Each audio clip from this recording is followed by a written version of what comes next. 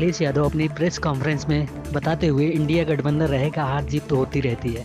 सच्चाई तो यह है कि भारतीय जनता पार्टी के लोग मनमानी कर रहे हैं। जो व्यवस्था खराब हुई है मनमानी की वजह से हुई है। उन्होंने कहा, हम लोगों ने जब पूछा गठबंधन को लेकर आपने अलग किया दिल्ली में, तो वो कह रहे थे हमारी वोट प्रतिशत बढ़ा है दिल्ली में, हम अकेले लड़ेंगे, हम आगे तैयारी। देखिए, कौन अकेले लड़ेगा कौन साथ लड़ेगा, इंडिया गठबंधन रहेगा नंबर 1।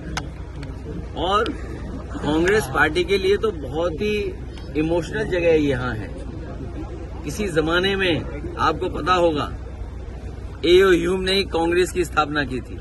वो कांग्रेस जिसने आजादी की लड़ाई लड़ी थी 1857। ए.ओ. ह्यूम कैसे भाग के गए वो कहानी में नहीं जाना चाहता हूँ।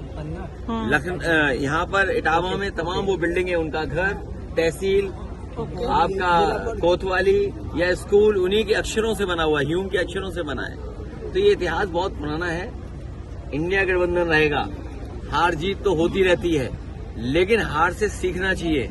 इसलिए जो इंडिया गठबंधन का रुतबा बना था, हवा बनी थी, हरियाणा, महाराष्ट्र और दिल्ली के बाद थोड़ा बहुत रफ्तार कम हुई है, लेकिन उत्तर प्रदेश का जब चुनाव होगा तब तक आते आते रफ्तार इंडिया गठबंधन की बहुत बढ़ जाएगी। 27 में इंडिया गठबंधन के साथ ही चुनाव लड़ेंगे। समाजवादी पार्टी और इंडिया गठबंधन को साथ लेकर चलेगी। वित्तीय सीएम का ये भी कहना है कि मैनेजमेंट में अगर किसी ने सलाह दे दी तो पुलिस को आगे कर देते हैं, एफआईआर दर्ज करा देते हैं। इतना इनकॉम्पिटेंट सिस्टम, इतना इनकॉम्पिटेंट इनके लोग। और सच्चाई तो ये है कि भारतीय जनता पार्टी के लोग मनमानी कर रहे हैं।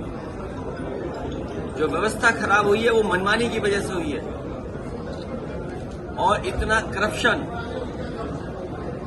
कभी किसी सरकार में नहीं हुआ होगा जितना इनकी सरकार में हम लोगों को देखने को मिल रहा है। कहने को तो ये अर्थव्यवस्था बढ़ा दे रहे हैं, बजट बढ़ा दे रहे हैं, बजट खर्च ही नहीं कर पा रहे हैं। और हमारे पत्रकार साथी तो बेहतर समझते होंगे कि इन पे कितना दबाव है। कोई सच्ची खबर भी चलाना चाहेगा तो न जाने कितना दबाव इनके ऊपर है।